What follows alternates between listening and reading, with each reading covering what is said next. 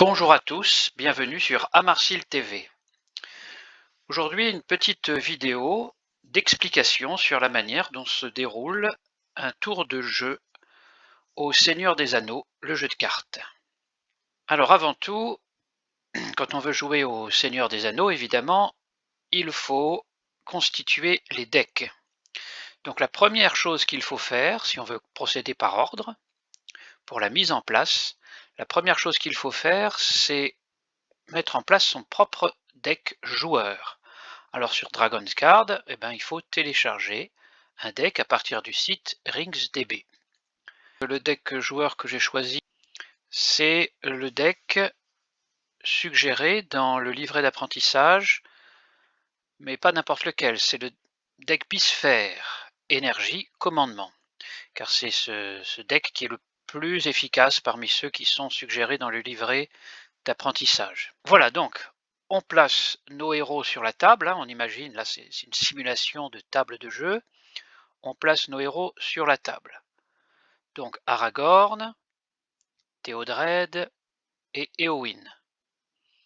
C'est une combinaison classique et assez puissante.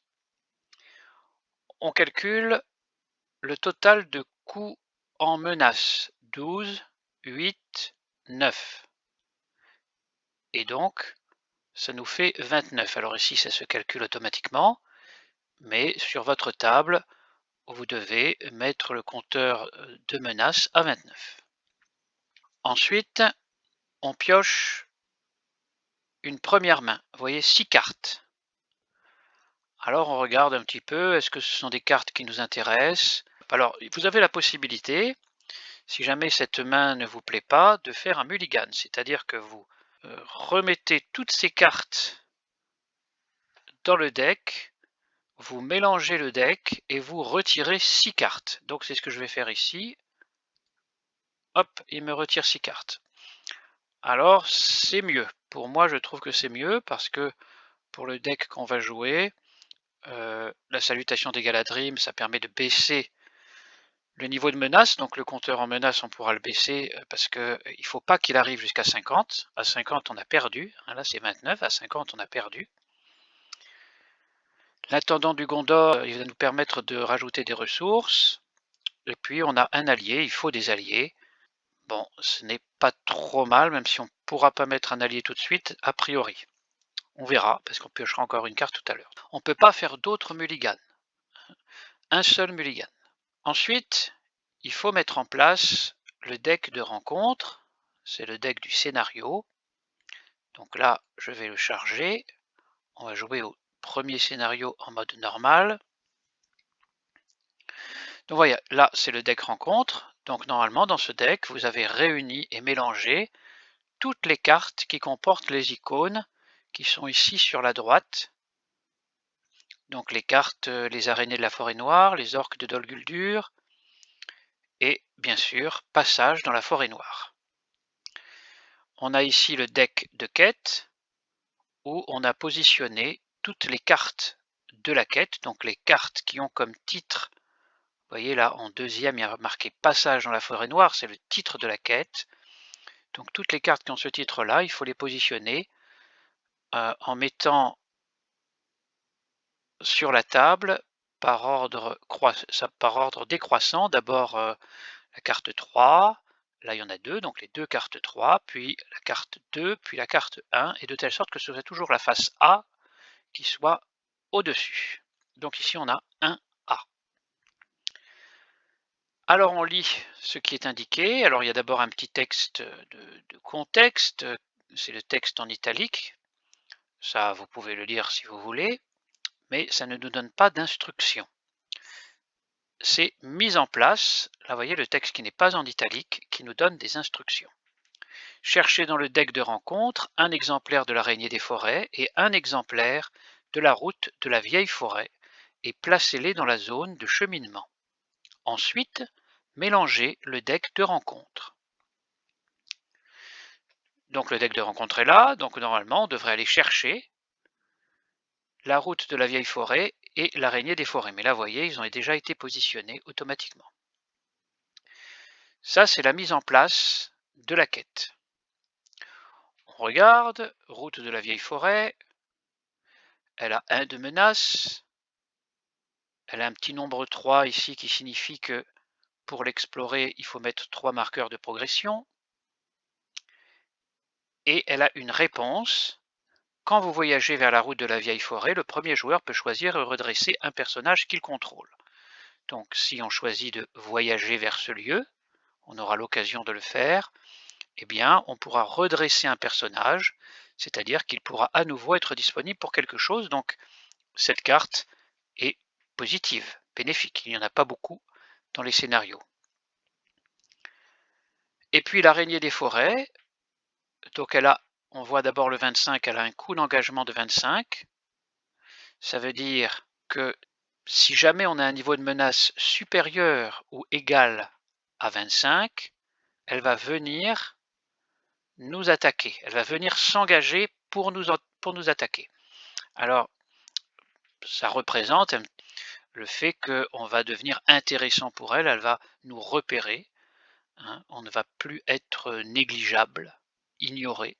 Non, là, elle nous repère et elle vient vers nous. Et donc, ça va être le cas ici puisque j'ai 29. Ensuite, elle a 2 de menace, 2 d'attaque, 1 de défense, 4 points de vie. Ensuite, on a son nom, l'araignée des forêts, des traits, créature et aranéide. Donc ça peut déclencher des effets ou des bonus en fonction de certains textes de cartes. Hein. Des textes qui vont dire toutes les créatures gagnent +1 d'attaque, par exemple. Et puis, on a forcé. Donc ça veut dire que ça doit se produire dès que la condition est remplie. Ici, quelle est la condition? Quand l'araignée des forêts vous engage au combat, alors qu'est-ce qui se passe? Elle gagne +1 d'attaque jusqu'à la fin du tour. Alors ici, il y a une petite astuce parce que c'est une condition qui est remplie, que ce soit elle qui vienne nous engager ou que ce soit nous qui venions l'engager. Donc que ce soit un engagement forcé à cause du fait que notre menace est supérieure ou égale à 25, ou que ce soit un engagement intentionnel, dans les 2 cas, ça ne change strictement rien. Elle gagne +1 jusqu'à la fin du tour. Bon, ça ne dure qu'un tour, heureusement. Donc voilà, mise en place, on a examiné un petit peu, on va pouvoir réfléchir à notre stratégie. Parce qu'on voit qu'il y a déjà un ennemi et un lieu, mais un lieu qui va nous être utile. Donc, vous voyez, quand on se met en place, il faut un endroit pour le deck de quête, un endroit pour le deck de rencontre, un endroit pour notre deck. On place nos héros. Il faut une zone de cheminement, la zone où on a placé la route de la vieille forêt et l'araignée des forêts, c'est ce qu'on appelle la zone de cheminement. C'est des choses qu'on voit au loin, à l'horizon, qui ne sont pas tout près de nous. Mais on peut s'en rapprocher ou elles peuvent se rapprocher de nous. Nous, notre objectif, ça va être de faire avancer la quête et de l'accomplir complètement. Avant d'atteindre un niveau de menace de 50 et avant que tous nos héros soient morts, bien sûr. Si tous nos héros sont éliminés de la partie, on a perdu. Donc vous voyez, 2 conditions de défaite en quelque sorte. 50 de menace, tous les héros éliminés. Il y a également un autre endroit qu'on doit prévoir, c'est ce qu'on appelle l'endroit du lieu actif, qui est situé ici, sur ce site. C'est là qu'on va placer les lieux qu'on voudra explorer. Bien, voilà des explications pour la mise en place. Maintenant que la mise en place est faite, nous allons retourner la première carte du deck de quête. On le retourne, parce que là on a juste eu la mise en place, on ne dit pas encore vraiment ce qu'il faut faire pour avancer. Généralement c'est sur les faces B qu'on nous indique ce qu'il faut faire pour avancer. Donc on va voir. Alors ici on voit uniquement un texte en italique, donc c'est seulement un texte de contexte, il n'y a pas d'instruction.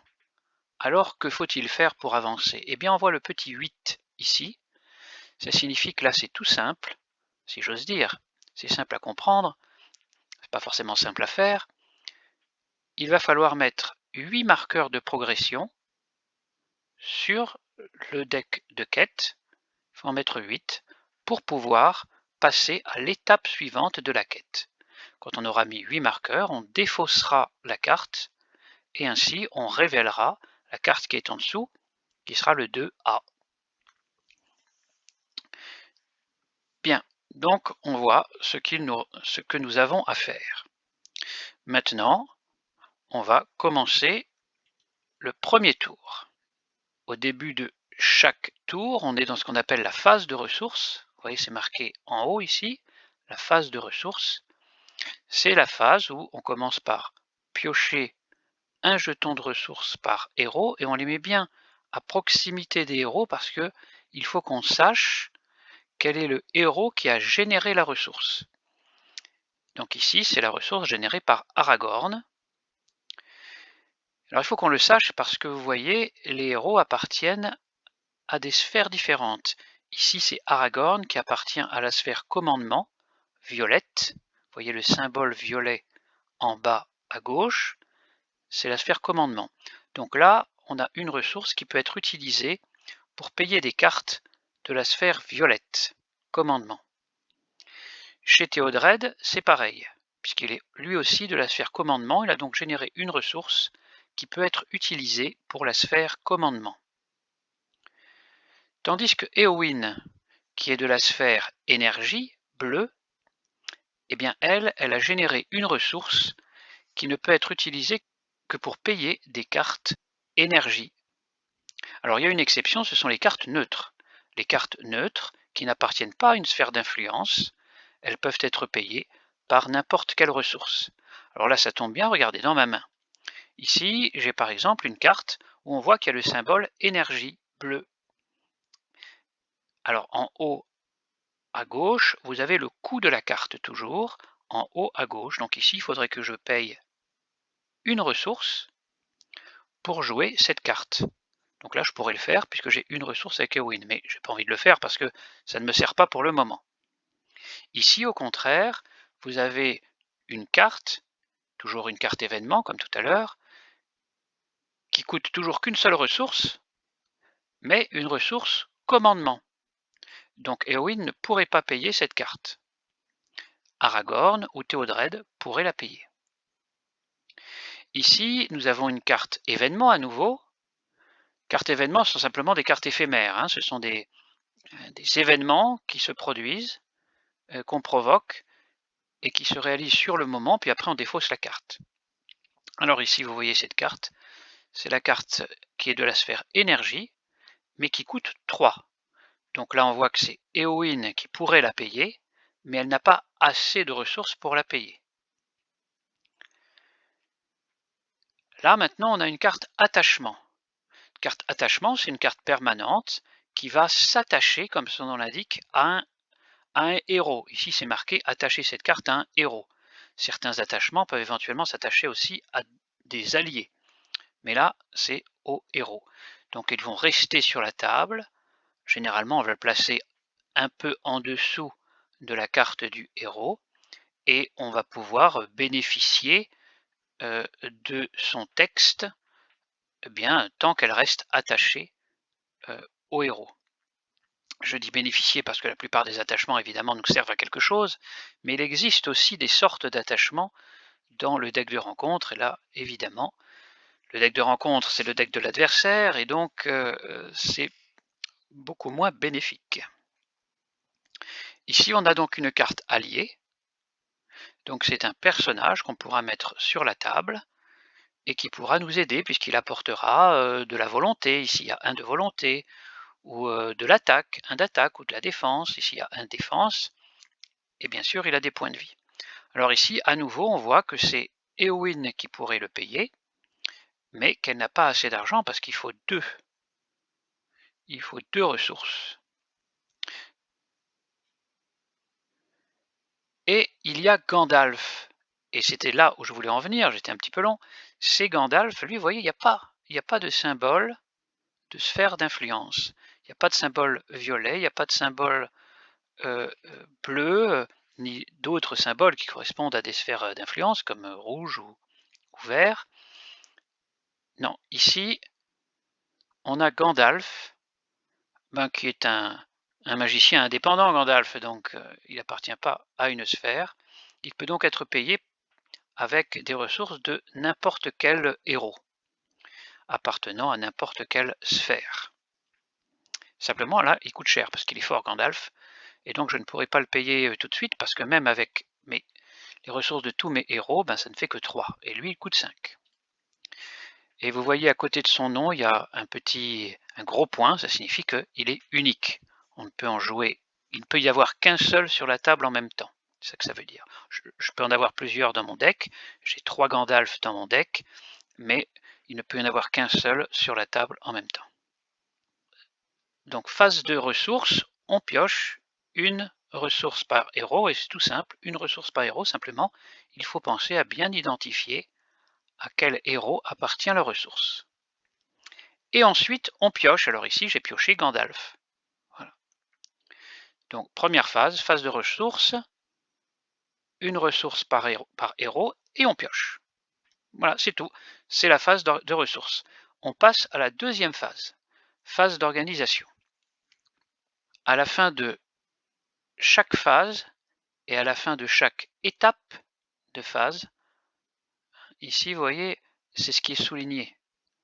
À la fin de chaque moment souligné, je peux jouer une carte événement ou déclencher une action de carte.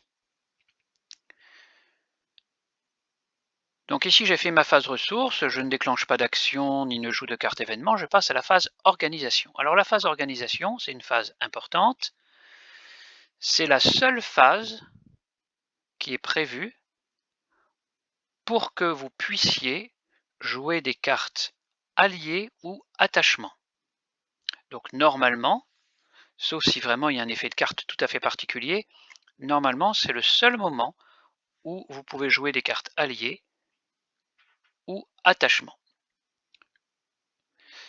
Vous pouvez toujours évidemment jouer aussi les cartes événements, hein, mais les cartes alliées ou attachement, c'est à ce moment-là. Alliés, ben, je ne peux pas parce qu'ils sont trop chers pour moi, 5 et 2. Par contre, je peux jouer l'intendant du Gondor. Alors je vais le placer sur Aragorn. Alors vous voyez, durant cette phase, à n'importe quel moment, puisque c'est moi qui joue, c'est le joueur actif, ça c'est une différence avec si on est en solo, moi je joue en solo, mais si on est multijoueur, bien sûr, c'est chaque joueur les uns après les autres. C'est le premier joueur qui est le joueur actif, qui pose ses attachements et ses alliés, et éventuellement des événements. Pendant ce temps-là, les autres peuvent aussi jouer des événements. Par contre, ils doivent attendre que le premier joueur a fini, pour que ce soit le joueur à sa gauche qui devienne le joueur actif, et qui puisse poser ses attachements et ses alliés. Et les autres et tout le monde peut tout le temps jouer des événements, pendant cette phase d'organisation. Alors, l'intendant du Gondor, puisque je suis en phase d'organisation, je peux également, à n'importe quel moment, jouer, déclencher son action. Alors là, quand on déclenche une action de carte, il faut que ce soit marqué action. C'est une action. Il ne faut pas que ce soit juste réponse, parce que la réponse, ça ne peut se faire que lorsque la condition est remplie. Là, vous voyez, quand Aragorn s'engage dans une quête, donc il faudrait d'abord engager Aragorn dans une quête, bien sûr, pour déclencher cette réponse. Là, c'est pareil, quand Théodred s'engage dans une quête. Action, ici, je pourrais le faire à n'importe quelle fenêtre d'action. Défaussez une carte de votre main pour donner plus 1 de volonté à Éowyn jusqu'à la fin de la phase. Bon, évidemment, ça n'est intéressant que dans les phases où on a besoin de volonté, et donc principalement pendant la phase de quête. Alors, là donc, je décide d'activer l'intendant du Gondor. Je déclenche son action, et pour cela, je n'ai rien à payer.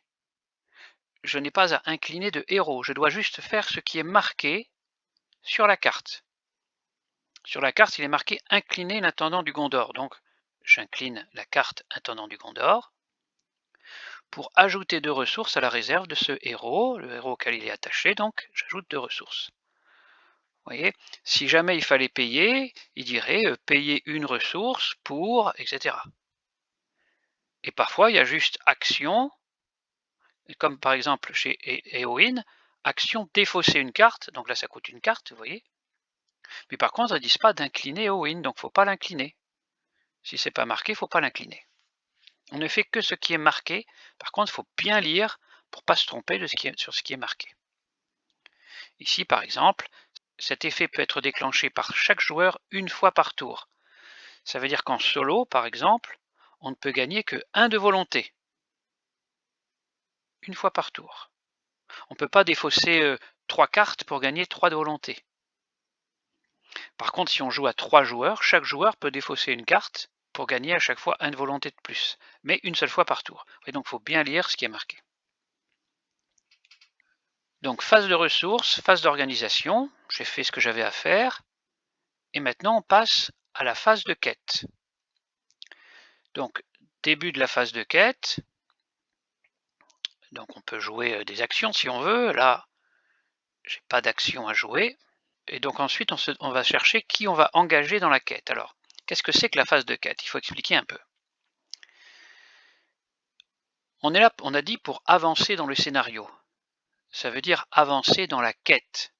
On a un objectif, on a quelque chose à faire. Dans le passage de la forêt noire, on doit apporter un message à Galadriel dans la Lorlienne. C'est ça qui nous occupe. On n'est pas là simplement pour taper du méchant, non, il faut qu'on aboutisse, qu'on accomplisse la quête. Donc la phase de quête est très importante, c'est celle où on va essayer d'avancer dans la quête. Simplement, dans notre avancée de quête, on va rencontrer des obstacles. On parcourt des lieux qui sont malfamés. Il y a des ennemis, il y a des endroits bizarres qui peuvent nous perturber, qui peuvent nous freiner. Et en particulier, ce qui est dans la zone de cheminement, ben, ça nous freine, ça nous impressionne parce que on sait qu'il y a une araignée des forêts, donc on va faire beaucoup plus attention à ce qu'on va, à comment on va agir, comment on va fouiller dans les coins, etc. Et donc, plus il y a de cartes dans la zone de cheminement, plus ça va être difficile pour nous de réussir la quête. Alors, comment on sait qu'une carte nous trouble et nous embarrasse dans notre quête? Eh bien, il faut regarder sa valeur de menace. L'araignée des forêts, elle a 2 de valeur de menace. Tandis que la route de la vieille forêt, elle a 1 comme valeur de menace. Donc à E2, là, il nous embarrasse au niveau de 3 de valeur de menace. Ça nous embête. Alors si on veut progresser dans la quête, il faut qu'on soit fort, qu'on soit déterminé. Et donc il nous faut de la volonté. Alors, il faut engager dans la quête des personnages qui auront de la volonté à opposer à la menace. Et c'est la différence entre la volonté et la menace qui va déterminer si on a un échec de quête ou si on a une victoire de quête, ou si c'est égalité. Si on a un échec de quête, c'est-à-dire s'il y a plus de menaces en quête que de volonté, alors la différence, c'est-à-dire la menace en plus, elle va s'ajouter à notre compteur de menaces. Et n'oubliez pas qu'à 50, on a perdu. En revanche, s'il y a plus de volonté que de menaces, eh bien la différence, ça va déterminer le nombre de marqueurs de progression qu'on va mettre sur la quête. Donc c'est ça qui va nous faire avancer. Alors, je vais mettre en quête. Alors quand on engage en quête, eh bien, on doit incliner les héros. C'est-à-dire que c'est là la difficulté, c'est qu'après, ils ne pourront plus nous servir a priori. Si on les incline, ils sont épuisés. Ils sont épuisés à chercher des indices, à avancer, à progresser dans la quête. Je vais engager dans la quête d'abord Eowyn, parce que vous voyez que Eowyn, elle est forte en volonté. Je l'engage. Elle met 4 de volonté. Ici, j'avais 3. Donc déjà, j'ai 1 de plus. Donc on pourrait dire, bah alors ça suffit, 1 de plus. Non, parce que avant de calculer s'il y a plus de menaces ou plus de volonté dans la quête, on devra passer par une étape qui s'appelle l'étape de renforcement. C'est une étape durant laquelle on va dévoiler, on va révéler une carte rencontre supplémentaire. Et cette carte rencontre, bien sûr, elle aura certains effets. Et parmi ces effets, elle aura, dans la plupart des cas, un certain niveau de menace, elle aussi, de sorte que ça va augmenter la menace en zone de cheminement. Dans ce scénario, passage dans la forêt noire, eh bien, il peut y avoir au maximum une menace de 3 qui s'ajoute. Alors là, j'ai 1 de plus, mais si jamais il se révèle une menace de 3, j'ai perdu. Donc, je vais mettre également Théodred. Alors, il n'a que 1. Alors, je le remets correctement, voilà, je mets Théodred, il n'a que 1. Ça me fait, vous voyez, ici il y a 3, moi j'ai 5, ça fait 2. Ça s'affiche ici, j'ai 5, il y a 3 de menace, ça fait 2 d'avance, si j'ose dire, 2 d'avance. Théodred, on regarde sa réponse. Quand Théodred s'engage dans une quête, choisissez un héros engagé dans cette quête et ajoutez une ressource à la réserve de ce héros. Ah, ça c'est bien, il s'engage, c'est-à-dire qu'il génère une ressource en même temps. Alors je pourrais mettre cette ressource, remarquez bien, je pourrais la mettre sur Éowyn. Et ça deviendrait une ressource énergie. Je peux la mettre aussi sur Aragorn. Alors dans la mesure où Aragorn a déjà 3 ressources, grâce à l'intendant du Gondor, je vais la mettre sur Éowyn. Parce que vous voyez, à chaque tour, Théodred et Aragorn vont générer de la ressource commandement. En revanche, Éowyn, elle va être toute seule à générer de la ressource énergie. Donc là, je vais l'aider un peu grâce à Théodred. Enfin, il me reste Aragorn. Eh bien, Aragorn, je vais le mettre également en quête. Je rajoute ainsi 2, et comme ça, j'ai une avance de 4. Donc vous voyez, même si il y a une carte qui se révèle avoir 3 de menaces, j'aurai quand même une victoire de quête de 1, que je pourrais mettre ici un marqueur de progression. Alors, on regarde la réponse d'Aragorn. Quand Aragorn s'engage dans une quête, dépensez une ressource de sa réserve pour le redresser. Ah, ça c'est pas mal parce que j'ai 3 ressources. Donc je dépense une ressource et je le redresse. Comme ça, lui, il pourra faire encore quelque chose. Remarquez que habituellement,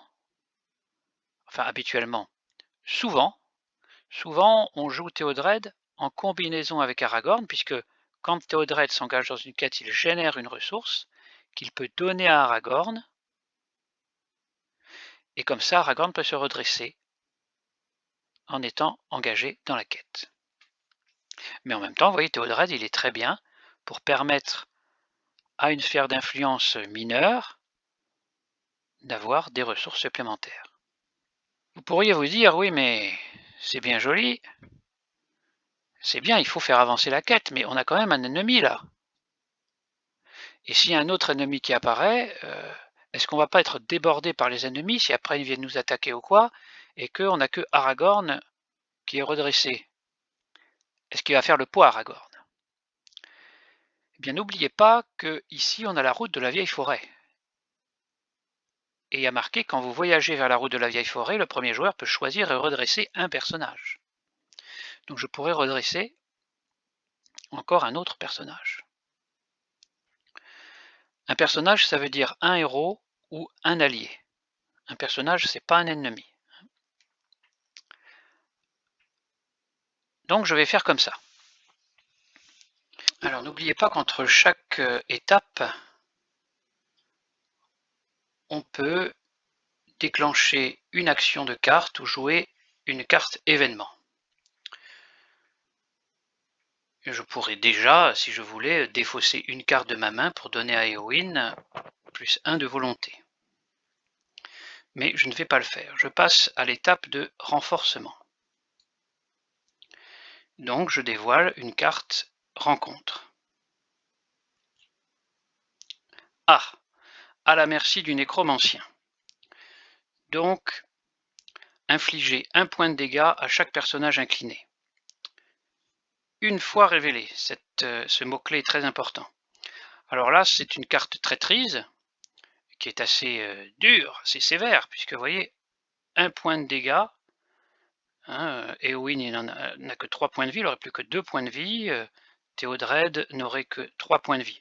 C'est uniquement au personnage incliné, et donc Aragorn s'en sortirait indemne. Alors simplement, heureusement, j'ai un atout dans ma manche, c'est que j'ai une carte tester sa volonté, qui a comme réponse annuler les effets une fois révélés d'une carte qui est révélée du deck de rencontre. Nous avons une carte qui est révélée du deck de rencontre, qui a un effet une fois révélé, que je vais pouvoir annuler. Alors la bonne nouvelle dans cette histoire, c'est que cette carte, à la merci du nécromancien, elle ne rajoute pas de menace dans la zone de cheminement. Donc ça va rester à 7 contre 3, et ça c'est bien. Donc je joue tester sa volonté, je le paye grâce à une ressource d'Éowyn, qui malheureusement n'a pas beaucoup de ressources. Je défausse à la merci du nécromancien, le nécromancien rentre piteusement chez lui, je défausse tester sa volonté, et donc je peux mettre 4 marqueurs de progression sur la quête.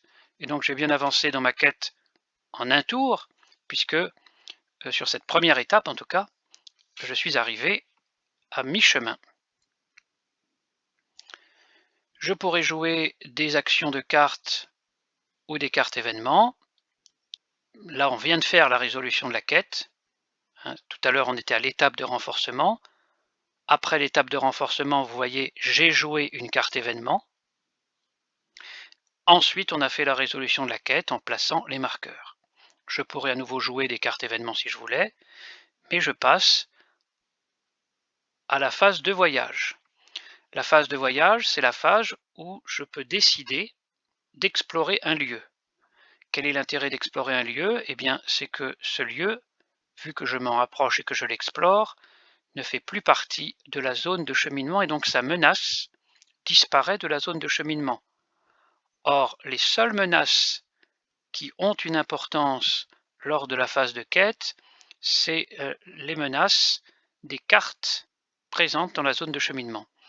Donc, en choisissant de voyager, je vais diminuer le niveau de menace de la zone de cheminement pour faire en sorte que je puisse régulièrement avoir des victoires de quête. Donc je choisis de voyager et la route de la vieille forêt devient le lieu actif. Désormais, ce lieu, qui est le lieu actif, va faire tampon avec la quête. Ça veut dire que tous les marqueurs de quête que je devrais placer sur la carte de quête, je vais les placer sur le lieu actif à la place. C'est un peu comme si, au lieu de faire directement la quête, les héros étaient obligés de prendre des chemins de traverse pour essayer de se faire oublier des méchants, de se faire moins menaçants, pour essayer de passer plus inaperçus, etc. Hop, ils explorent un lieu. Et du coup, ils se perdent un peu quelque part, et avant de retrouver leur trajet vers la quête, vu qu'ils sont un peu distraits de leur quête, eh bien, il faut qu'ils explorent totalement le lieu. Et explorer le lieu, c'est placer un nombre de marqueurs de quête égal au nombre qui est inscrit ici, le 3. Le 3 ici. Donc ça veut dire que les 3 prochains marqueurs de quête, je ne pourrai pas les mettre sur la quête, mais seulement sur le lieu. Voilà. Donc il faut bien avoir ça à l'esprit. Alors, en outre, ici, il y a une réponse. Quand vous voyagez vers la route de la vieille forêt, le premier joueur peut choisir de redresser un personnage. On l'a déjà vu. Je choisis évidemment d'activer cette réponse et je redresse Théodred, parce qu'il est meilleur au combat que Éowyn. La phase de voyage arrive à son terme, je pourrais jouer des cartes événements ou déclencher des actions, mais je ne le fais pas. Je passe à la phase rencontre. Première étape de la phase rencontre, il s'agit de savoir si on décide d'engager intentionnellement un ennemi qui est dans la zone de cheminement. Comme je vous l'ai dit, c'est dans la zone de cheminement que vont être dévoilées, dans la plupart des cas, les cartes rencontres. Leur niveau de menace va s'additionner, ce qui va rendre éventuellement de plus en plus difficile les réussites de quête. Donc, il faut vider ces zones de cheminement. On a vu comment on peut faire pour la vider des lieux. Ça passe par le lieu actif, on va explorer. Quand c'est un ennemi, eh bien, le seul moyen de vider, c'est d'éliminer l'ennemi. Pour ça, il faut être engagé au combat avec lui. Et c'est durant la phase de rencontre que se font les engagements au combat. Donc l'engagement peut être intentionnel, c'est-à-dire je peux décider moi-même tout de suite de déplacer l'araignée des forêts pour la mettre face à moi. Elle va être engagée, prête au combat. Ça, c'est la première étape. Est-ce qu'on décide d'engager intentionnellement? Cette étape n'a véritablement d'intérêt que si l'ennemi a un coût d'engagement en menace plus élevé que votre niveau de menace. Par exemple, si l'araignée des forêts avait 35 au lieu de 25, alors elle ne viendrait pas spontanément m'attaquer. Donc elle resterait dans la zone de cheminement et elle risque d'augmenter de manière un peu trop importante le niveau de menace. Et à ce moment-là, mon intérêt, c'est de la faire sortir de la zone de cheminement. Mais là, comme de toute façon, elle a un niveau de coût d'engagement de 25 et que j'ai 29, elle va venir elle-même. C'est les étapes suivantes. Entre les étapes, je peux jouer des cartes événements ou déclencher des actions. Dans l'étape suivante, il y a ce qu'on appelle les tests d'engagement. Et les tests d'engagement, ben, c'est justement vérifier son coût d'engagement. 25, c'est inférieur à 29. Il faut que ce soit inférieur ou égal pour que l'ennemi engage, soit prêt au combat. Et donc, c'est ce que fait l'araignée. Et on voit son effet. Quand l'araignée des forêts vous engage au combat, elle gagne +1 jusqu'à la fin du tour. Donc elle gagne +1. Et encore une fois, que ce soit elle qui vienne suite à un test d'engagement ou que ce soit moi qui vienne la provoquer par un engagement intentionnel, dans les deux cas, on considère que l'araignée des forêts vous engage. Engager ou être engagé, pour les ennemis, c'est pareil. C'est un point de règle important. Pour pas se tromper sur les effets de carte. Mais ça ne dure que le premier tour. Puisqu'après, elle n'est plus engagée, elle est déjà engagée, elle n'est plus dans ce processus d'engagement. Donc ce n'est valable que jusqu'à la fin du tour. Il n'y a plus personne dans la zone de cheminement, donc la phase de rencontre se termine forcément. Là aussi, on pourrait jouer des effets de cartes, comme des actions, déclencher des actions ou payer des cartes événements. Phase de combat. Alors la phase de combat, c'est la phase la plus complexe. Elle se fait en deux grandes étapes. La première grande étape, ce sont les ennemis qui attaquent. Puis la deuxième grande étape, ce sont les héros qui attaquent. Et on fait ça successivement pour chacun des joueurs. Donc d'abord, les ennemis attaquent. L'attaque des ennemis elle-même est subdivisée en quelques petites étapes. Première chose à faire, attribuer à tous les ennemis du joueur une carte ombre. Donc on place une carte piochée du deck de rencontre face cachée à proximité de l'ennemi. On le fait pour chacun des ennemis. S'il y avait 3 ennemis, je le ferai pour les 3 ennemis. En commençant par l'ennemi qui a la plus grande valeur de coût d'engagement. Donc, je pourrais ici jouer à nouveau des cartes événements ou déclencher des actions. Entre chaque étape, entre chaque sous-étape, on peut déclencher des actions. Maintenant, il faut que je déclare un défenseur. dans la mesure où de toute façon je ne pourrai pas tuer l'araignée des forêts parce qu'elle a 4 points de vie et 1 point de défense. Ça signifie que pour la tuer, il faut d'abord que je perce sa défense avec 1 d'attaque et qu'ensuite je lui enlève tous ses points de vie avec 4 d'attaque, donc il faut que j'ai 5 d'attaque. C'est seulement en additionnant Aragorn et Théodred que je pourrai avoir les 5 d'attaque. Or, comme il faut que je défende, et que pour défendre il faut incliner, je ne pourrai pas tuer l'araignée ce tour-ci. Donc je vais défendre avec le héros qui a le plus de défense, Aragorn. Sachant que donc je l'incline et je ne peux défendre qu'avec un seul personnage. Vous voyez, on peut attaquer avec plusieurs personnages simultanément contre un même ennemi, mais je ne peux pas défendre contre le même ennemi avec plusieurs personnages. Donc je ne peux pas défendre à la fois avec Aragorn et avec Théodred. Ça m'arrangerait parce que j'aurais 2 et 1, 3 de défense, et lui il a 3 d'attaque avec son bonus. Donc ça m'arrangerait, mais je ne peux pas. Donc j'ai déclaré Aragorn comme défenseur. Maintenant, voyons, là à nouveau je pourrais utiliser des effets de cartes. Bon.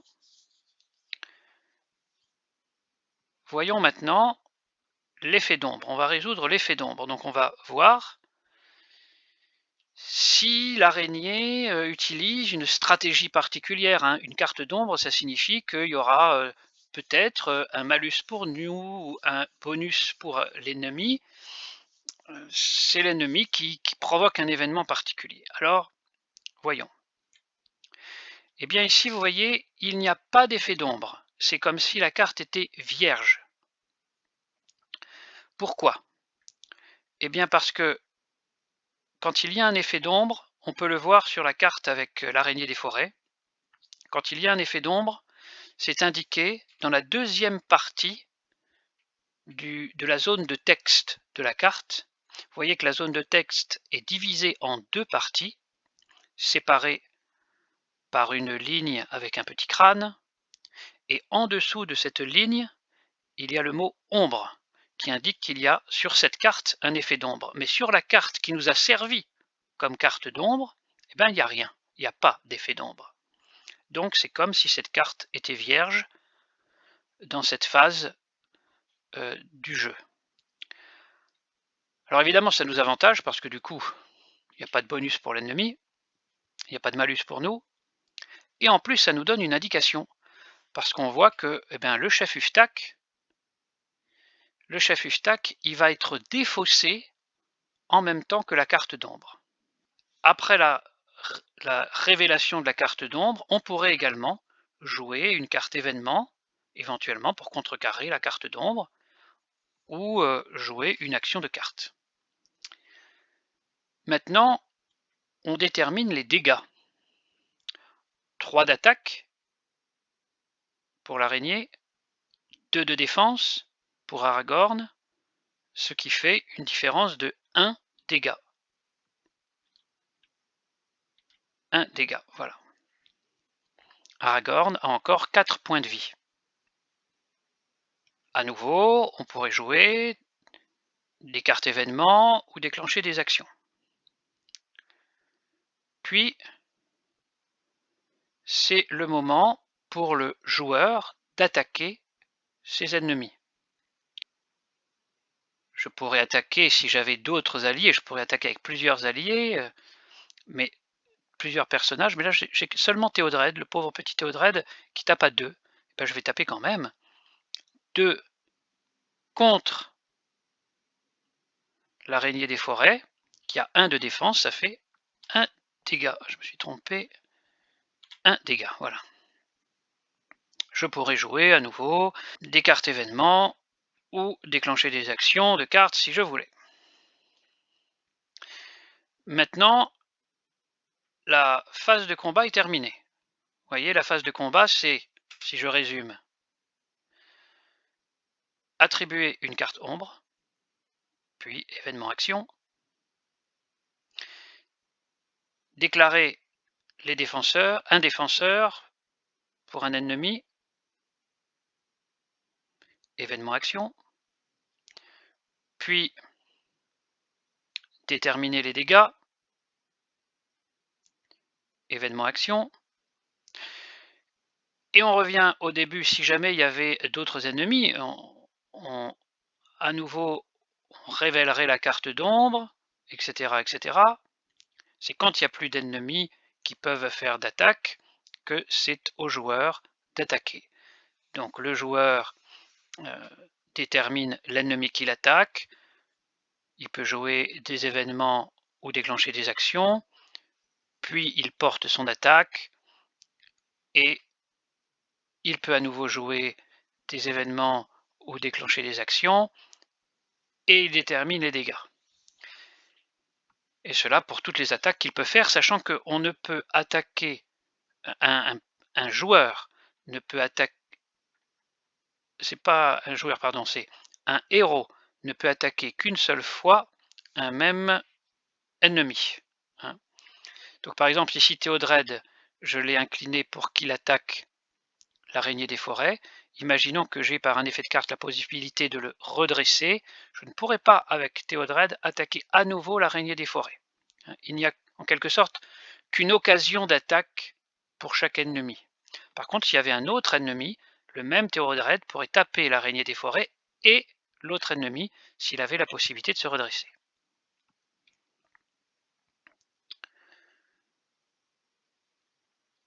Là, la phase de combat est terminée. Nous passons à la phase de restauration. La phase de restauration, c'est la phase qui est prévue pour d'abord redresser nos cartes, puis augmenter de 1 notre niveau de menace. Donc c'est ce que je vais faire. Je redresse les cartes et j'augmente de 1 le niveau de menace qui est passé de 29 à 30. Remarquez bien donc que durant un tour, il y a 3 occasions où on va être presque systématiquement amené à incliner nos cartes. En tout cas, il faut le prévoir. C'est pour engager un personnage dans la quête, on l'incline. Pour défendre contre une attaque, on incline un personnage. Et pour attaquer un ennemi, on incline un personnage. Quêter, défendre, attaquer. Ce sont les 3 moments où nécessairement il faut incliner.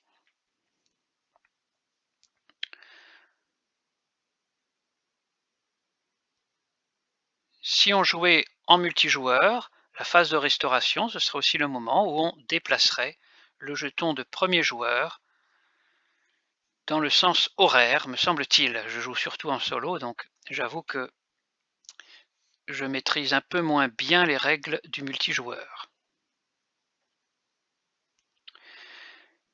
Et donc, on peut commencer le deuxième tour. Dans le deuxième tour, à nouveau, phase de restauration, un jeton sur Aragorn, un jeton sur Théodred, un jeton sur Éowyn. Phase de restauration, on a pioché une carte, le garde de la citadelle. Et on peut, si on veut, jouer des effets de cartes, action. Donc, j'active l'intendant du Gondor, je rajoute 2 ressources à Aragorn. J'ai oublié de défausser, j'ai oublié de dire qu'il faut défausser les cartes d'ombre à la fin de la phase de combat. On défausse la carte d'ombre à la fin de la phase de combat. Phase d'organisation, je vais jouer le Touk aventureux que je paye avec 2 jetons de la réserve d'Éowyn. Je vais jouer le garde de la citadelle que je joue avec 2 jetons de la réserve de Théodred.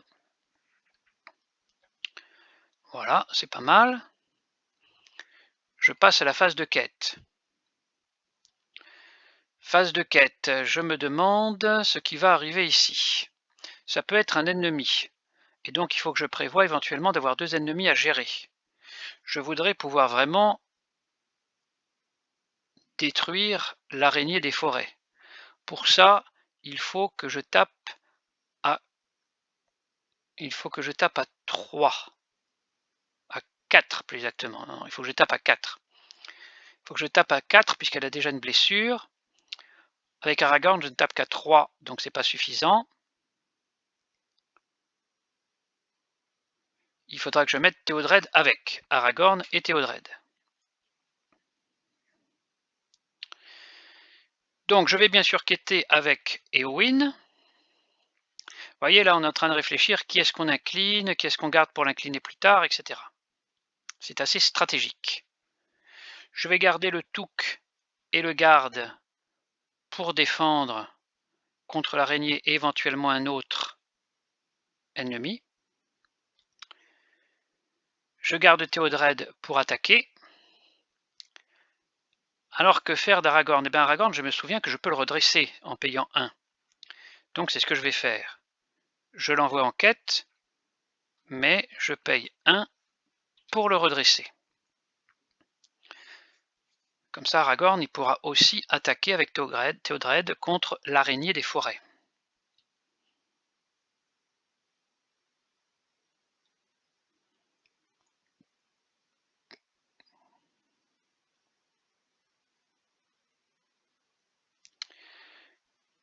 Donc, étape de renforcement.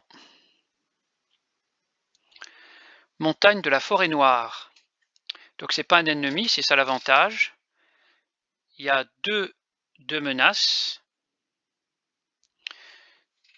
Donc je vois révéler pour voyager, il faut que j'accomplisse le trajet qui consiste à révéler la première garde du deck de rencontre.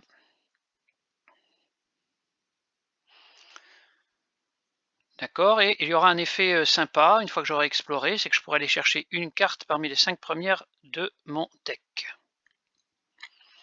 Bon, pour l'instant c'est pas mal, vous voyez, puisque j'ai mis 6 de volonté dans la quête, et il n'y a que 2 de menaces dans la zone de cheminement, ce qui me fait 4 de progression. Donc je mets 1, 2, 3 marqueurs de progression sur le lieu actif, je peux le défausser. Mais j'avais 4 de progression, j'ai mis que 3 marqueurs, donc il m'en reste 1 à mettre ici. Vous voyez les marqueurs de progression qui vont sur le lieu actif, ben, s'il y a un surplus, ça revient sur la quête.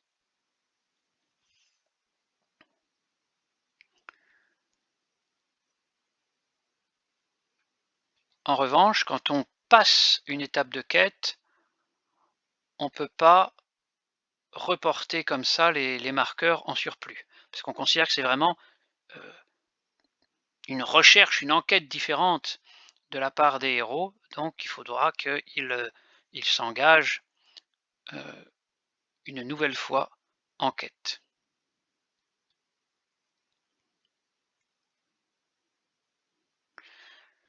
Je passe à la phase de voyage.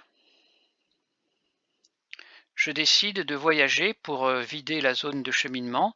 Pour ça, il faut que je révèle d'abord la première carte du deck de rencontre. Alors si c'est un ennemi, évidemment, c'est un petit peu embêtant parce que je vais devoir le gérer, mais j'ai prévu. Et sinon, ben, on va voir. Aïe! Rejeton d'une Goliante. C'est l'ennemi, l'un des ennemis les plus puissants de ce scénario. Alors on voit, une fois révélé, chaque personnage engagé dans une quête perd 1 de volonté jusqu'à la fin de la phase. Là, ça ne me fait rien puisque, de toute façon, je ne suis plus en phase de quête. Hein. Dès qu'on sort de la phase de quête, les personnages ne sont plus considérés comme engagés dans une quête.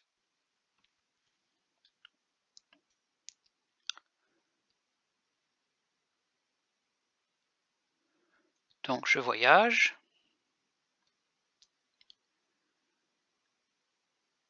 Alors là, ce que je vois, c'est que le rejeton d'une Goliante a un coût d'engagement de 32. Hein, donc ils ne vont pas m'engager tout de suite, ce qui peut-être n'est pas plus mal. On passe justement à la phase de rencontre. Alors là, si je voulais, je pourrais engager moi-même, je pourrais volontairement déplacer une Goliante, le rejeton d'une Goliante vers moi. Sachant que il ne se déplacera pas tout seul puisqu'il a 32 et que je n'ai que 30 de menaces. L'avantage de la je ne sais pas pourquoi quand je vois une araignée, je la mets au féminin. Le rejeton d'une Goliath, l'avantage c'est l'avantage de le déplacer, c'est qu'il a 3 de menaces et donc ça libérerait la zone. Mais en même temps, il est fort. Donc il me tuerait systématiquement quelqu'un. Donc je ne vais pas le déplacer pour le moment. J'ai une autre option en main. Donc je ne l'engage pas intentionnellement. Test d'engagement, c'est là que normalement je vérifie qu'il a bien un coût d'engagement supérieur à ma menace. Et donc il ne m'engage pas. Et je passe à la phase de combat. Donc j'attribue une carte d'ombre. Je déclare... Alors j'ai oublié qu'il n'a plus... Il n'a plus son bonus, hein. On est dans le tour suivant, celui où il a été engagé. Donc il n'a plus son bonus, il n'attaque qu'à 2. Donc je vais défendre avec le Touc aventureux qui a 1 de défense et qui pourra peut-être survivre. Je révèle. Alors là, vous voyez, il y a un effet d'ombre. Je ne tiens pas compte de tout ce qui est au-dessus de la ligne noire. Je ne tiens compte que du texte après le mot ombre. L'ennemi attaquant gagne plus 1 d'attaque, plus 3 d'attaque si cette attaque est sans défense.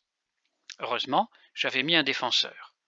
Remarquez, oui, heureusement j'avais mis un défenseur parce que plus 3, ça voulait dire qu'elle attaquait à 5 et que les dégâts allaient directement sur un héros qui serait mort. Alors 2 et 1, 3. Contre le Touc aventureux, ça veut dire que l'araignée transperce sa défense et enlève tous ses points de vie. Donc je défausse le Touc aventureux. Il n'y a plus d'ennemis qui puissent m'attaquer, donc c'est à moi d'attaquer. J'incline Aragorn et Théodred, puisque je peux attaquer avec plusieurs personnages en même temps. Ce qui fait 3, 4, 5. Donc je transperce sa défense, il me reste 4. Et il n'a que 3 points de vie qui lui restaient, donc elle est morte. Je défausse. Il n'y a plus d'ennemis à attaquer. Nous passons donc à la phase de restauration. Mon niveau de menace est arrivé à 31.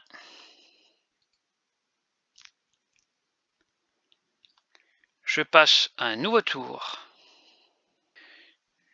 Phase de ressources, je mets donc un jeton de ressources de plus. Ça a déjà été fait sur mes héros. Et j'ai pioché Faramir qui est un très bon allié, à la fois pour sa résistance et pour ses effets sur la volonté.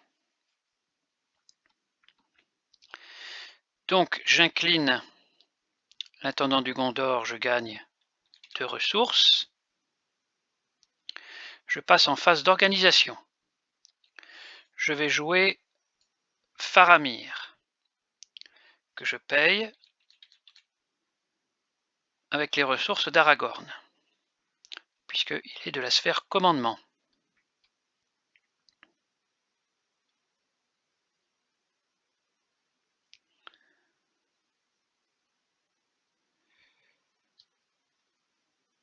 Phase d'organisation, je ne fais rien d'autre pour le moment. Je passe à la phase de quête. Phase de quête, je vais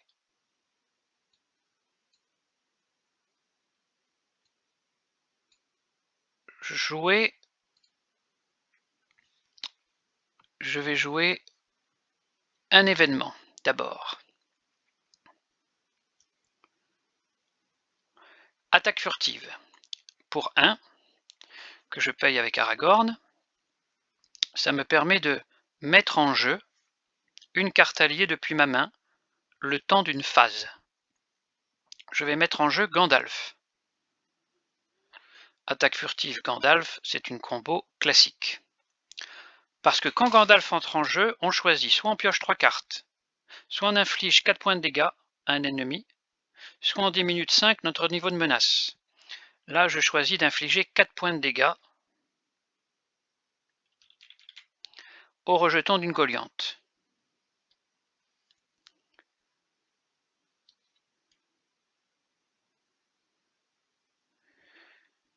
Maintenant, je vais engager en quête Éowyn. Je vais engager en quête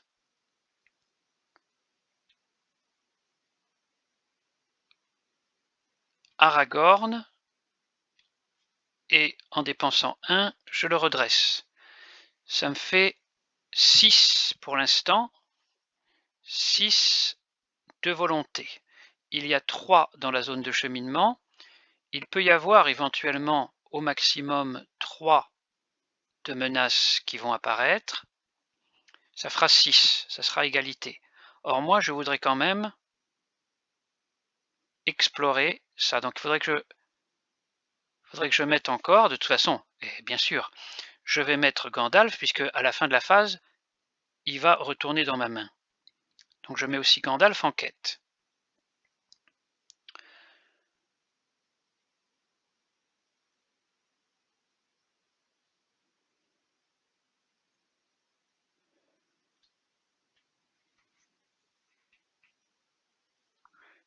Et je vais activer, je vais incliner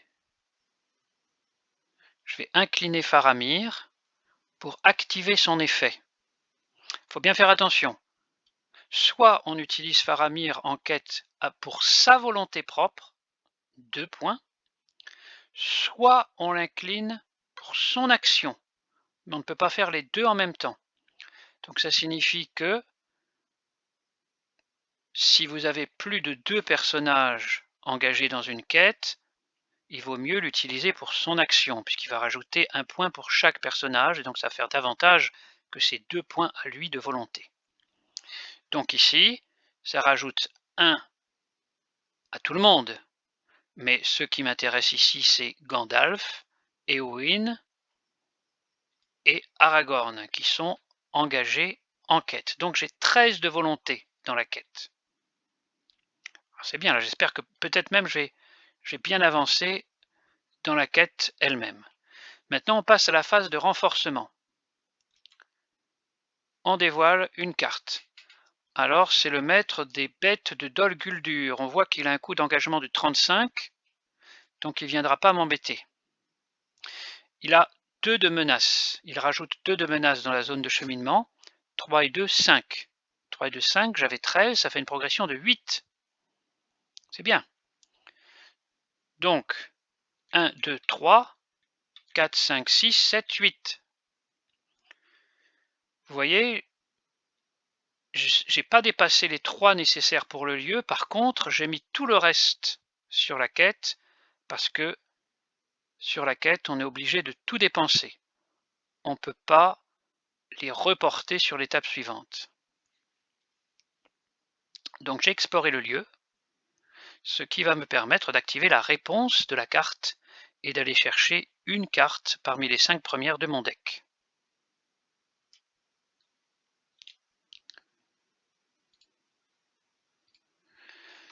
Alors, je regarde.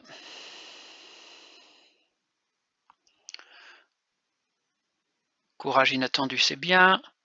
Guide de la Lorienne, c'est bien. Mais j'ai pas beaucoup. Le problème, c'est que j'ai pas beaucoup de ressources en énergie.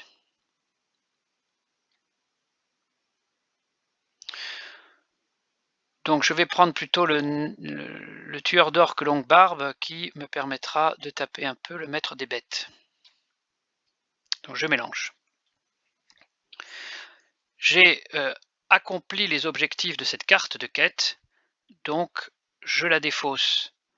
L'étape 2 est révélée, donc vous voyez qu'il n'y a qu'un texte de contexte, un texte de situation en italique. Donc pour avoir des instructions, il faut que je retourne la carte et je vois que c'est une carte qui me demande 2 marqueurs de quête, 2 marqueurs de progression, et il y a marqué forcé. Quand vous passez cette étape, c'est-à-dire une fois qu'on aura mis les 2 marqueurs de progression, choisissez aléatoirement une des 2 étapes, le chemin choisi pour continuer votre quête. Bon, et ben, on va essayer de faire ce qu'il faut. Phase de voyage, il n'y a pas de lieu, je ne peux pas voyager. Phase de rencontre. Alors cette fois-ci,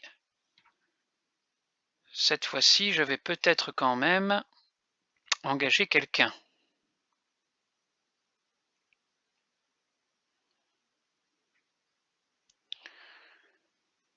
Dans ce scénario, le rejeton d'une Goliath doit être vaincu dans une des hypothèses de l'étape 3.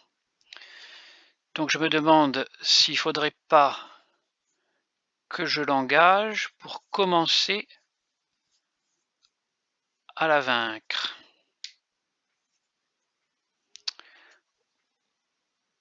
Ou bien me débarrasser du maître des bêtes, mais je ne crois pas que je puisse là. Le maître des bêtes, il faut que je tape à 6. 3, 4, 5, 6. Je pourrais, mais je ne pourrais pas défendre, donc ça ne va pas. Il faut que je défende quand même. Si je prends le rejeton d'une Goliath, je défendrai avec le garde de la citadelle, et je taperai, je lui ferai 3 dégâts. Ce serait pas mal. Mais il faut que je sois sûr de mon coup pour ne pas me la reprendre une deuxième fois, quoi. Bon, alors j'ai oublié qu'on a fini la phase de quête, et donc je dois défausser Gandalf et l'attaque furtive. Bon, je vais quand même essayer ça. Donc je vais faire pour une fois l'engagement intentionnel pour diminuer quand même ce qui est présent dans la zone de cheminement. Nous arrivons, lui ne m'engage pas, hein. Dans le test d'engagement on voit qu'il a un coût d'engagement supérieur à ma valeur de menace. Passons maintenant à la phase de combat. Donc on attribue une carte d'ombre au rejeton d'une Goliath. Je déclare le garde de la citadelle comme défenseur. Ça va vite, vous voyez, quand on connaît quand on a en tête les étapes. Je révèle, il n'y a pas d'effet d'ombre. Donc le rejeton tape à 5 de valeur d'attaque contre mon garde qui ne fait pas le poids et qui est défaussé. Maintenant, comme il n'y a pas d'autres ennemis, c'est à moi d'attaquer. J'attaque avec Aragorn à 3 et Théodred à 2. Théodred brise la défense du rejeton d'Ungoliant et Aragorn lui inflige 3 dégâts. Je dis ça parce que Théodred a 2 d'attaque et la défense est de 2, donc ça tombe bien. Maintenant,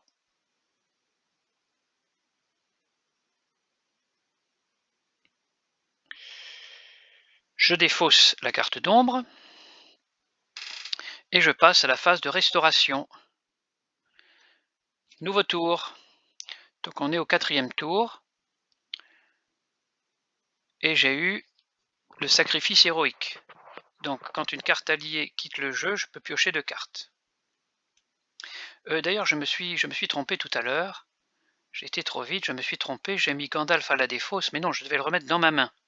Hein, c'est bien marqué, ramenez-le dans votre main. Je n'avais pas joué véritablement Gandalf, je l'avais mis en jeu, parce que jouer, ça veut dire payer.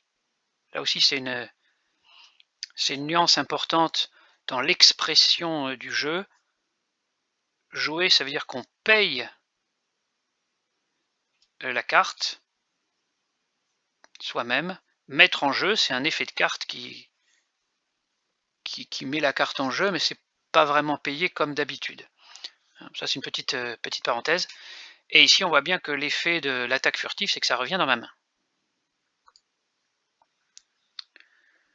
Donc,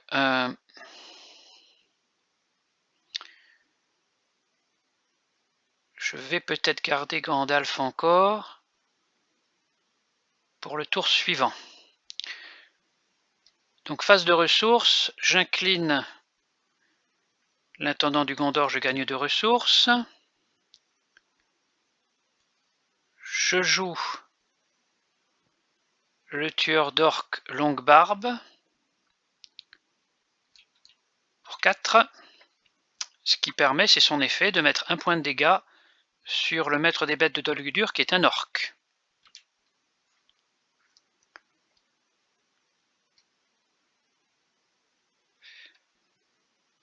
Phase d'organisation, c'est ce que je viens de faire. Phase de quête. Phase de quête, je vais engager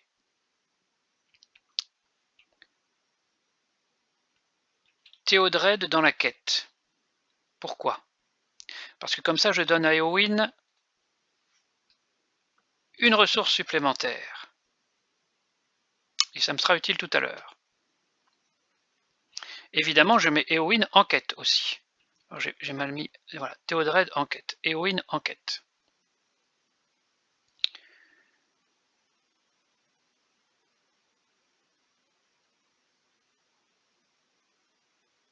Je vais mettre également Aragorn en quête, et pour 1, je le redresse. En revanche, je pense que je ne vais pas mettre Faramir en quête, de sorte que je vais enlever leur bonus. Voilà, j'aurais dû le faire tout à l'heure, mais voilà. Donc, ça fait quand même 7. Il y a 2. Au maximum, il y a 3 dans ce scénario. 3, 4, 5, 6, 7, donc je passerai. C'est ce que je veux, passer. Pour voir si je dois tuer tout de suite ou pas une Goliath. Donc,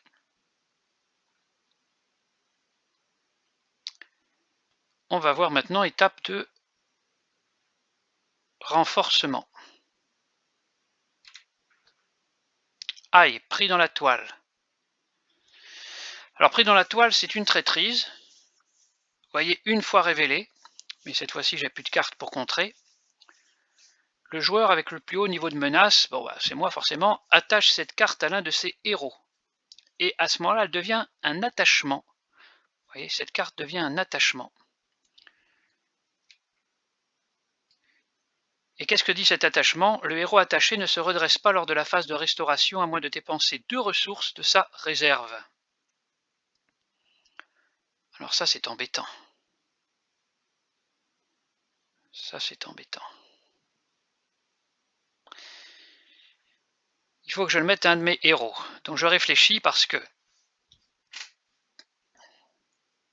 je comptais utiliser Gandalf au prochain tour. Pour ça, il me faut 5 ressources. Mais je comptais utiliser le Salutation des Galadrim tout de suite.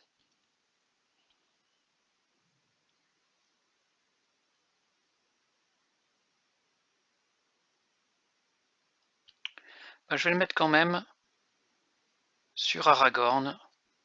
Oh non, non, je vais le mettre sur Théodred, qui est un peu moins utile qu'Aragorn quand même. Donc vous voyez, à chaque phase de restauration, tant qu'il y aura cet attachement condition sur Théodred, il faudra qu'il paye 2 ressources pour se redresser.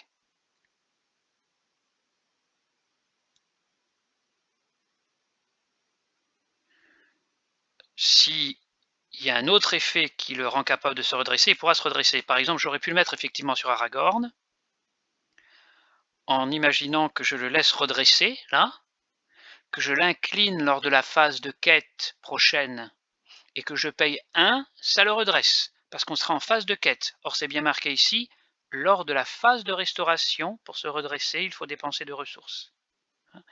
Donc, ça nous empêche de nous redresser, mais seulement lors de la phase de restauration. Bon, là, je pense que je vais pouvoir m'en arranger comme ça.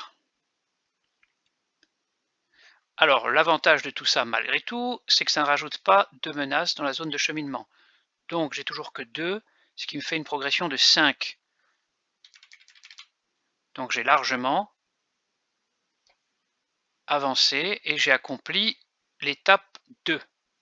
Or, ça me demande, une fois qu'on a accompli, de choisir aléatoirement la prochaine étape. Donc, je vais aller voir le deck de quête et il faut choisir aléatoirement entre les 2 3A. Donc, je lui demande de choisir aléatoirement. Et me voici avec celle-ci. Donc, je défausse et je me retrouve avec celle qui a été choisie. Voyons voir. On me dit, chaque joueur doit chercher dans le deck de rencontre ou dans la pile de défausse de rencontre une carte aranéide de son choix et la placer dans la zone de cheminement. Les joueurs doivent trouver et vaincre le rejeton d'une Goliante pour gagner cette partie. Vous voyez, il y a 0 en marqueur, donc il n'y a pas besoin de mettre des marqueurs de quête. Il y a une chose à faire, il faut chercher une carte aranéide dans le deck de rencontre,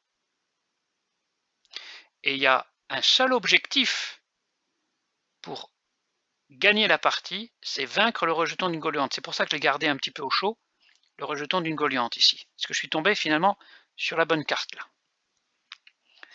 Donc, je vais faire ce qu'ils disent, je vais chercher, je vais regarder les 10 premières cartes, il va bien y avoir une arachnéide, voilà. Je vais chercher une arachnéide. Donc, je vais remélanger le deck, hein, voilà. Une arachnéide, c'est un peu bizarre comme nom, mais bon. Alors, une fois révélé, chaque joueur doit incliner un personnage qu'il contrôle. Donc, c'est un peu embêtant, évidemment.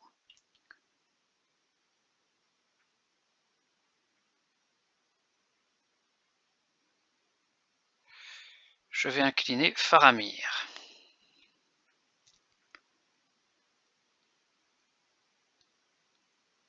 Le roi araignée.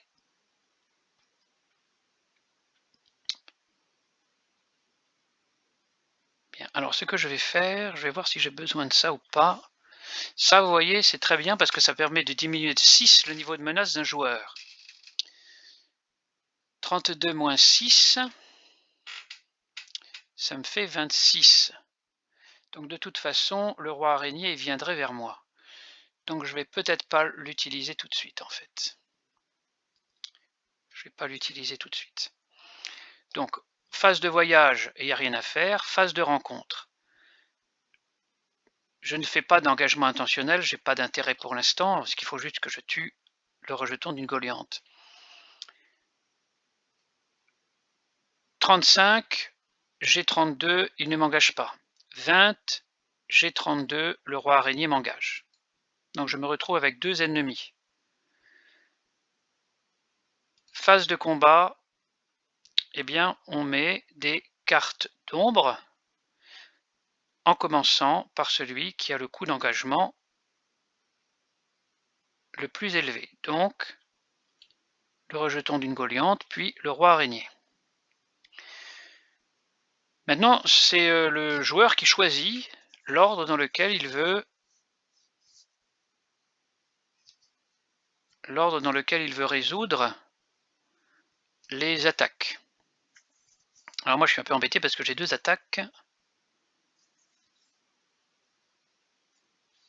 Donc je vais défendre l'attaque du rejeton d'une Goliante avec le tueur d'orques. Voyons, et donc on fait comme ça, l'un après l'autre, hein, une attaque après l'autre.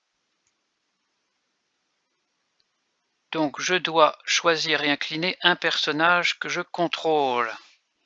Aïe aïe aïe, ça c'est embêtant. Je suis obligé d'incliner Aragorn. Et du coup, l'attaque du roi araignée devient sans défense. Et il a 3 d'attaque, le roi araignée. Je regarde, heureusement il n'y a pas d'effet d'ombre. Donc je suis obligé de mettre 3 dégâts directement sur un de mes personnages. Donc je vais mettre 3 dégâts sur Théodred. Il n'a plus qu'un point de vie. Et là, vous voyez, tout le monde est incliné. Je ne peux pas attaquer. Donc la phase de combat arrive à sa fin. Je défausse les cartes d'ombre et j'arrive à la phase de restauration. Je redresse tout le monde, sauf Théodred, qui est pris dans la toile, le pauvre, avec ses 3 dégâts. J'ai augmenté d'1 mon niveau de menace qui est passé à 33. Et on passe au nouveau tour. Alors là, phase de ressources. On a ajouté 1 à la réserve de chaque héros. J'ai tiré une carte, Pierre de Celebrian. J'incline l'intendant du Gondor pour me donner 2 ressources supplémentaires. Et je passe à la phase d'organisation. Et là, je ne vais pas m'embêter, je vais jouer Gandalf pour 5. 1, 2, 3, 4, 5. Et j'utilise son effet pour infliger 4 dégâts au rejeton d'une Golianthe. Le rejeton du Golianthe est vaincu. Il va à la défausse. Et donc, j'ai rempli la condition de victoire. J'ai trouvé et vaincu le rejeton d'une Golianthe. J'ai donc gagné la partie. Voilà. Donc, pour cette démonstration un peu longue, mais il a fallu entrer dans quelques détails, de ce que sont les tours au Seigneur des Anneaux. Et j'en ai profité, vous voyez, pour faire une partie complète avec le deck Bisphère, commandement énergie, proposé dans le livret d'apprentissage. Il y a une dernière petite subtilité que je veux vous indiquer également. Il y a certaines cartes du deck de rencontre qui ont des points de victoire. Vous voyez, le chef Huftak, par exemple, il a victoire 4. Ceci a pour utilité, évidemment, de calculer un score. Mais le score dans le Seigneur des Anneaux, on s'en moque un peu. Moi, j'ai ma propre manière de calculer mon score, mais ce n'est pas très important. Ce qui est important avec ces cartes qui ont des points de victoire marqués dessus, c'est que lorsque vous explorez un lieu qui a des points de victoire, ou lorsque vous éliminez un ennemi qui a des points de victoire, ce lieu ou cet ennemi ne s'en vont pas dans la défausse ordinaire. Ils vont sur une pile de victoire. Ici, le chef Huftak, il est retourné dans la défausse parce qu'il était apparu comme carte d'ombre. Donc, une carte d'ombre, on avait dit, c'est comme s'il n'y avait rien d'écrit. Donc, comme s'il n'y avait pas les points de victoire. Mais lorsqu'il apparaît comme ennemi, si j'avais vaincu le chef Huftak, je l'aurais mis sur une pile à part qui s'appelle la pile de victoire. Et quel est l'intérêt? Eh bien, l'intérêt, c'est que les cartes qui sont dans la pile de victoire, n'étant pas dans la pile de défausse, si à un moment donné, il faut remettre les cartes de la pile de défausse dans le deck de rencontre, ce qui arrive par exemple si le deck de rencontre est vide, eh bien, le chef Huftak n'y serait plus. Et autrement dit, ces cartes qui ont des points de victoire, normalement, on ne peut les vaincre, on ne doit les vaincre qu'une seule fois. On en est débarrassé ensuite. Donc il faut bien penser à les mettre de côté. Voilà ce que je voulais dire. Donc j'espère que vous avez pu mieux comprendre ce que c'est qu'un tour au Seigneur des Anneaux. Phase de ressources, phase d'organisation, phase de quête, phase de voyage, phase de rencontre, phase de combat, phase de restauration. Entre chaque étape, on peut déclencher des actions et jouer des cartes événements. Après, c'est un coup à prendre, c'est assez rapide quand on a l'habitude. Allez, à la prochaine fois.